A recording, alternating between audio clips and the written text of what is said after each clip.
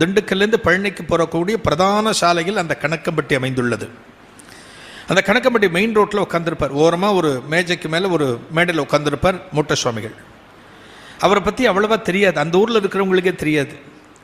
அவரை பற்றி புரிந்த அன்பர்கள் மட்டுமே அவருடைய தரிசனம் தேவை என்பதற்காக வந்து காத்து கொண்டிருப்பார்கள். மூட்ட சுவாமிகள் ஒரு நாள் உட்காந்துருக்கார். அந்த நேரத்தில் ஒரு கார் ஒன்று திண்டுக்கல்லேருந்து பழனிக்கு போயிட்டுருக்கு, ஒரு அம்பாசிடர் கார். அந்த கார் வரும்போது மூட்ட சுவாமிகள் என்ன பண்ணுறார், ரோட்டில் இறங்கி அந்த கார் வரும்போது 2 கையை நீட்டி காரை மறிக்கிறார். அந்த கார் அப்படியே நிற்குது. அந்த டிரைவர் வந்து சென்னையிலேருந்து போயிட்டுருக்கார், பழனிக்கு போயிட்டுருக்கார்.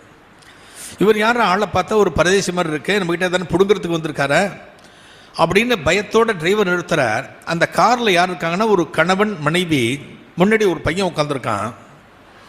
இவர்கள் மூவரும் எங்கிருந்து வந்திருக்கிறார்கள்னா பாம்பேலேருந்து வந்திருக்காங்க. இன்றைக்கு மும்பைன்னு சொல்கிறோம் இல்லையா, அந்த பாம்பேல